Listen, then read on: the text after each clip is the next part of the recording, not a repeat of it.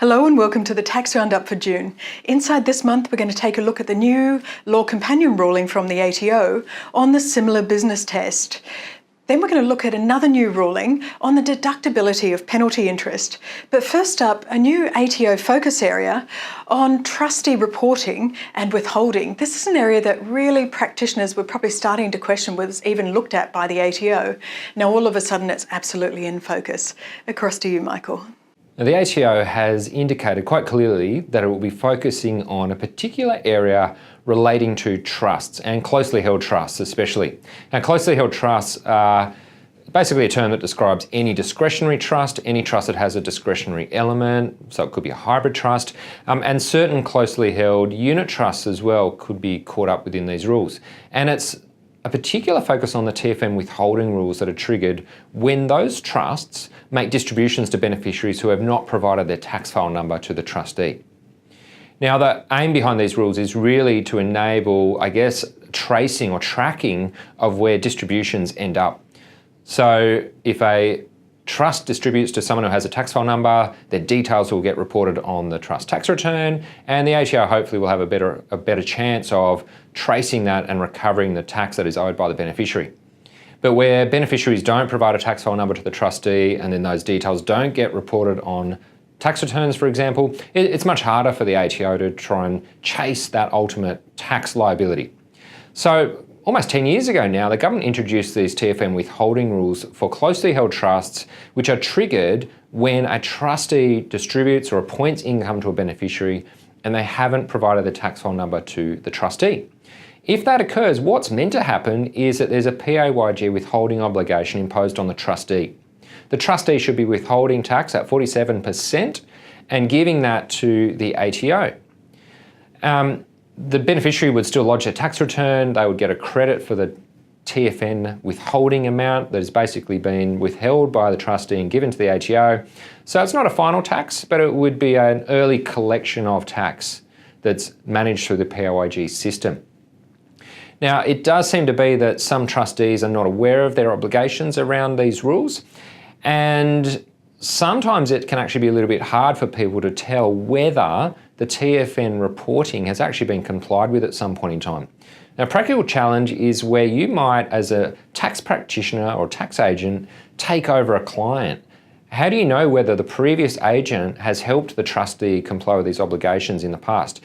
If there's not really great records that have been kept around that, it can be quite difficult to know that. Anyway, over the years, it doesn't look like the ATO has really focused closely on these rules, whether people are complying with these rules, but the ATO has said very clearly that this is now an area of focus. The two obligations that trustees need to ensure that they're really keeping on top of, first of all, making sure there is a TFN that's been received by a beneficiary, and if not, well, when a distribution is made, that withholding obligation needs to be met. If that obligation arises but is not satisfied, then the PAYG penalty provisions kick in. And the trustee is exposed to a penalty that is equal to the amount that should have been withheld but wasn't withheld. And that could be a big number, depending on the sorts of distributions that are being made. And if we're dealing across a few years, that number could grow and interest charges could apply as well. If the trustee has received a tax file number, well, that should prevent the withholding obligation and the withholding penalties from being triggered.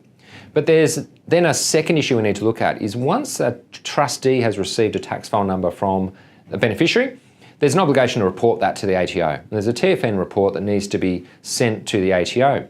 If, for example, a TFN is provided in June this year by a beneficiary, well, the trustee needs to report that to the ATO by 31 July. So it's the end of the month following the end of the quarter in which the TFN was received. Now, there were some concessions around these rules.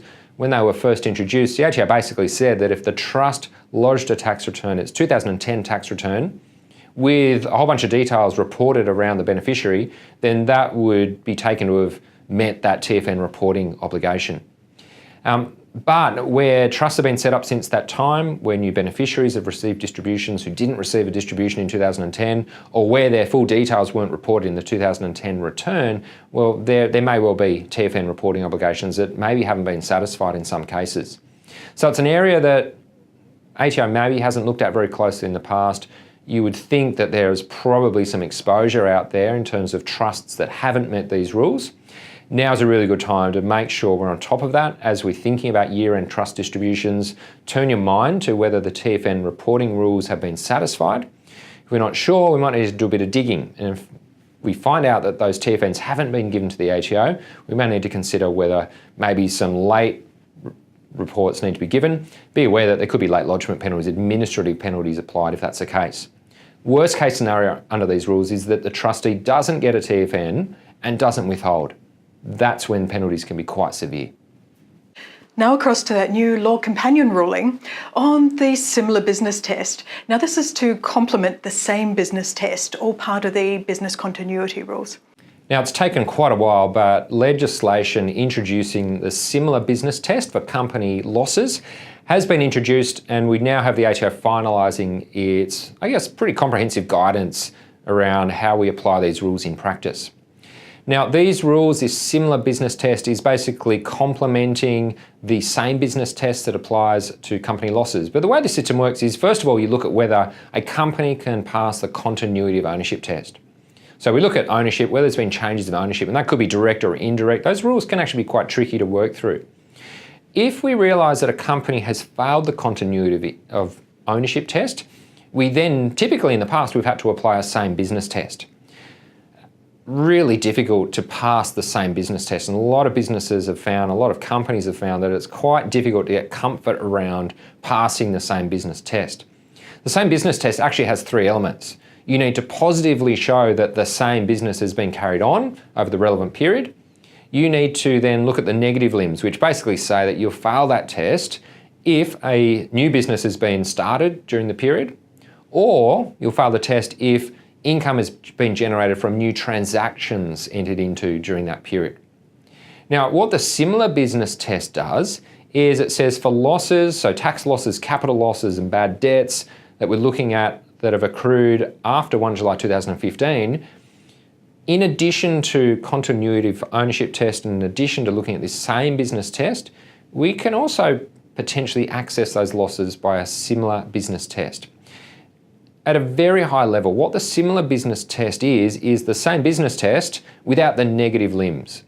So the focus is on, is the same business being carried on, or has the same business been carried on when we compare the lost year with the business that was carried on immediately before the continuity of ownership test was failed. But this test doesn't really have those negative aspects, so we're not looking at whether a new business has commenced or new transactions have taken place. Now, that's the theory behind it. The ATO tells us in this guidance that we still do need to look at maybe new business activities and new transactions, because what we are required to do is determine whether they flow out of those existing business activities. So we still need to look at new business activities, new transactions, and look at whether they basically are derived from the existing business that was carried on. I think in many cases that's still going to be quite a difficult thing to work through in practice. Now, the ATO guidance does provide examples. It kind of gives us factors that do always need to be considered when working through this test, but they're not exclusive factors. There may be other things, practical things that need to be taken into account in determining whether it's passed or failed. So this may well open up some losses that can be deducted or utilised, which maybe would have failed the same business test. You still need to work through this in a fair bit of detail. It's going to be, I think, still quite a tricky thing to work through. But yes, at a high level, there will, in theory, be losses that would have been lost and wasted under the same business test that are now effectively refreshed now that we have this slightly different version of the same similar business test. So it is good news for companies that have losses, bad debts, capital losses, but still pay very close attention to the rules, have a very good look at the ATO's guidance, and we will need to kind of work through this area still quite carefully with our clients. And finally, that new ruling on the deductibility of penalty interest. Now, we've noticed lately that the ATO has gone through and taken out a lot of old forms of guidance on certain issues and refreshed it, releasing new updated rulings that kind of replace older rulings. And we've got another one that kind of follows in that course, which is a ruling on penalty interest and deductibility. And basically what we're getting at there is maybe, for example, where someone has a loan which has maybe a fixed interest rate, and they decide they want to refinance that loan or pay out the loan early. And under many of those types of loan agreements, there is some sort of penalty component there. So you pay off the loan balance, but it will trigger some sort of penalty amount, and it's often referred to as penalty interest.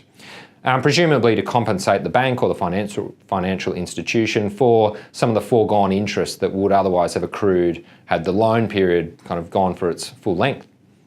Now the issue there is, can clients claim a deduction for that penalty interest, that penalty amount that's applied when refinancing or paying out loans early? And basically the ATO says it really depends on the situation. First thing, as always, is to look at what the borrowed funds have been used for. If the borrowed funds have not been used for income producing purposes, then the interest wouldn't have been deductible and the penalty interest won't be deductible either.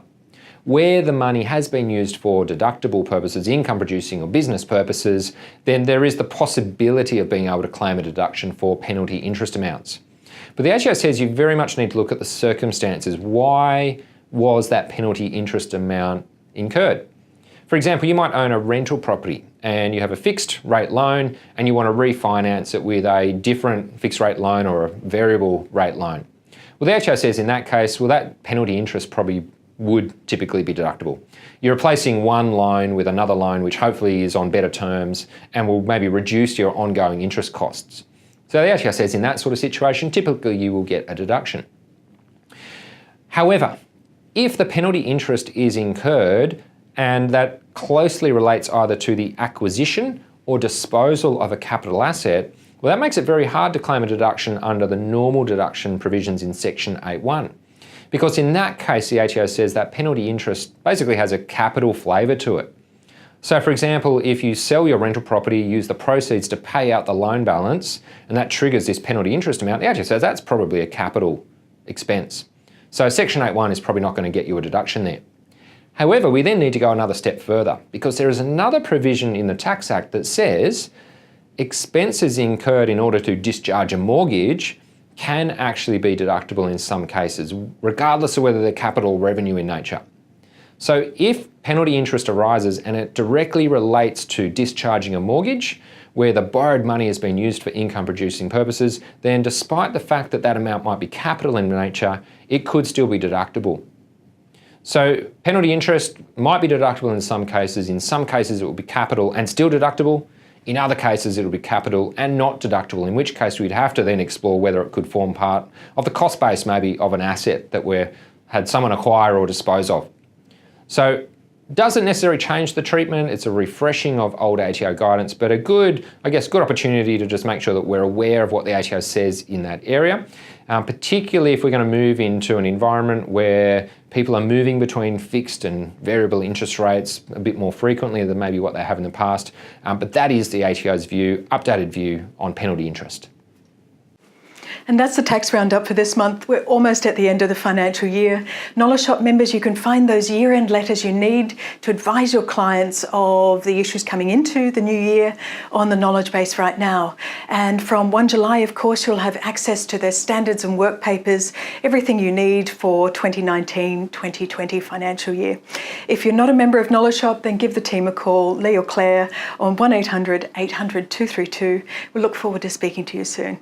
See you next month.